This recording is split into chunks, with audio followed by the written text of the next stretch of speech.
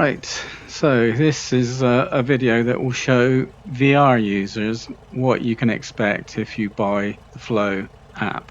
So I checked out the free version, which gives you a few useful things, and it's worth a look for VR users, I think, to get used to, just to see if you like how it works. But I'm going to show you what happens, and then you've got the Essentials version, which gives you more. But I think it's very likely that you'll want to pick up all the extensions, which means you'll have to pay for the Pro version. So to pick up everyone's scripts that are bound to come in the next few months and years. And you can't do that unless you pay the full price for the Pro. And in the UK, that's £25 because we have to add VAT. And then I use PayPal, so they take a skim, and they also have a rate to pay for as well. So it ends up being £25, which is a lot, to be honest. But I wanted to play around with the scripting technology in future. So this is what it's. So the first thing you need to do when you go into setup is it'll ask you to set up a key bind to open the menu. So I've got that, but I'm going to show you what it looks like from the normal menu. So the normal menu, I've got on another key bind. This is the Flow icon, and you can see that it knows that it's in VR, and it's by parallel 42. So I'll click that. Up comes the blank pane and the wheel, so I'll just close the wheel so I can put it somewhere better.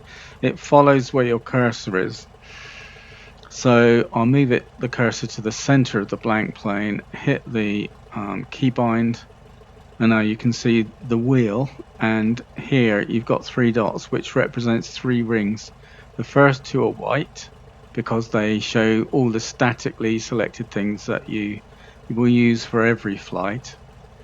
You can use the mouse wheel to move to the next ring, and then the blue ring at the back here is for the tiger moth that I'm in at the moment, and I don't have anything set up for it specifically.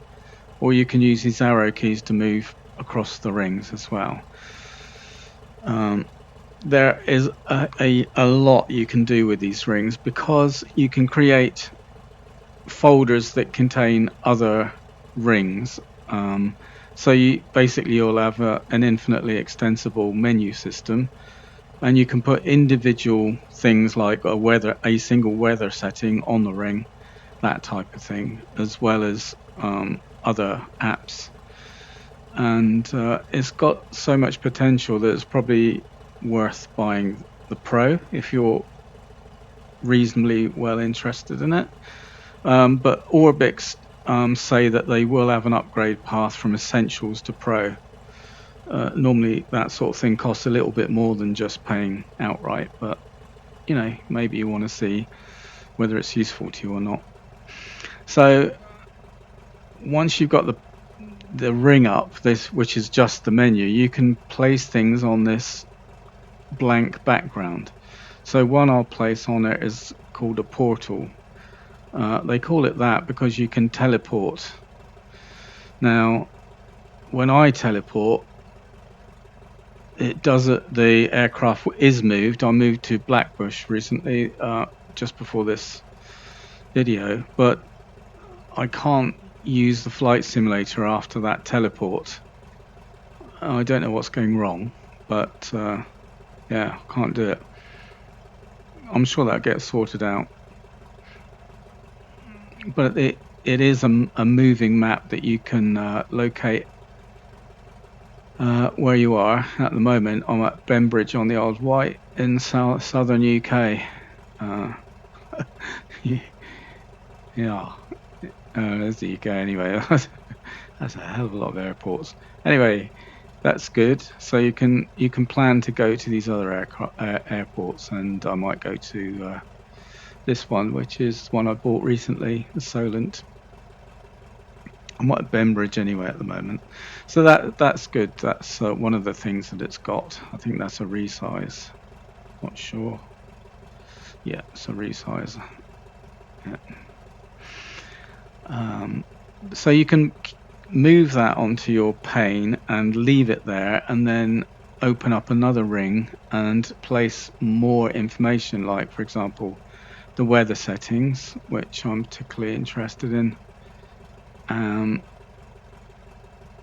And here I've got the Floyd Epic Cloud loaded, and if you click on that, you'll get the list of settings as well, which aren't sorted properly into alpha order, unfortunately. So I'll probably have to send in a bug report on that. Yeah. Let's go with winter chill. Let's try that. Yeah, so now you can see how it works. It's just a question of opening the ring, selecting things, and leaving the selected item open. I think a time of day suits the weather as well, which you've probably seen in other videos. And here is the dawn and dusk as well. Oops, what's it going? Yeah, it's going to follow it. There we go. Dawn and dusk. So we just go to, I see it's got a blue mark there, which is the current time of day, I guess. Yeah, 12:34 sounds right. Let's go there. Anyway, you can see how that works, and I think it's got a lot of potential. And for VR, it's obviously a bit more awkward having this pane. I think they could open it into their own windows, maybe. But that is how it works, and that's what you'll be dealing with if you buy it. And I suspect because it's extensible, because it's very extensible, and you can have a hierarchy of rings. It is obviously going to be really useful. It's the equivalent of having a folder structure in Windows. You can just it's just so much more useful than a flat menu system with at most 12 items in it. Oh dear.